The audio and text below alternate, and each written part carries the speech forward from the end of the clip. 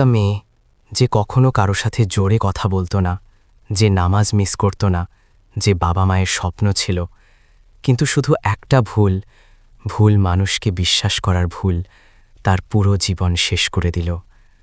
আজকের গল্পটা শুধু গল্প না, হয়তো এটা তোমার, তোমার বোনের অথবা তোমার পরিচিত কারোর গল্প।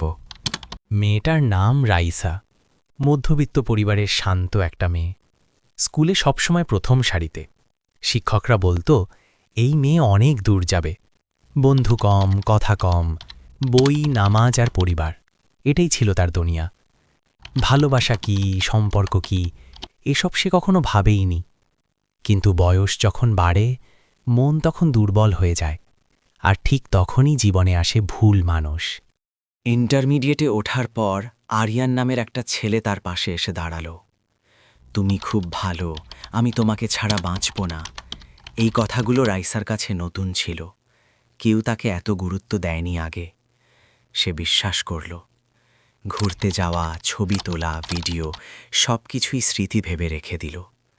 কিন্তু ছেলেটার চোখে ভালোবাসা ছিল না, ছিল শুধু সুযোগ। কিছুদিন পর সে চলে গেল। রাইসা ভাবল এটাই হয়তো শেষ। কিন্তু না, একটার পর একটা মানুষ এলো। কেউ ভালোবাসার নামে, কেউ কেয়ার করার নামে, কেউ তোমাকে বিয়ে করব বলে।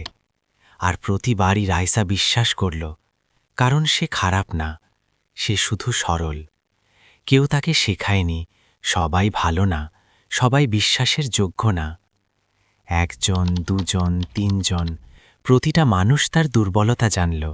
প্রতিটা মানুষ তার ছবি নিল, ভিডিও নিল।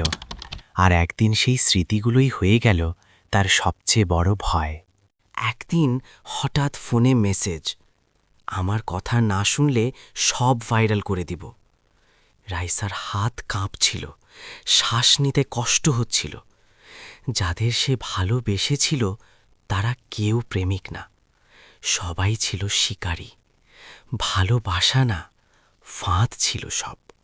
রাইসার গল্প আমাদের একটা কথা শেখায়, ভালো মানুষ হওয়া ভালো, কিন্তু অন্ধবিশ্বাস করা বোকামি। নিজের ছবি, ভিডিও, ব্যক্তিগত মুহূর্ত কখনো কারো হাতে দিও না। যে ভালোবাসে সে চাপ দেয় না, সে সম্মান দেয়। মনে রেখো, একটা ভুল বিশ্বাস পুরো জীবন শেষ করে দিতে পারে। এমন বাস্তব ও শিক্ষণীয় গল্প আরও শুনতে চাইলে সাবস্ক্রাইব করো, কারণ পরের গল্পটা হয়তো তোমার জীবন বদলে দেবে।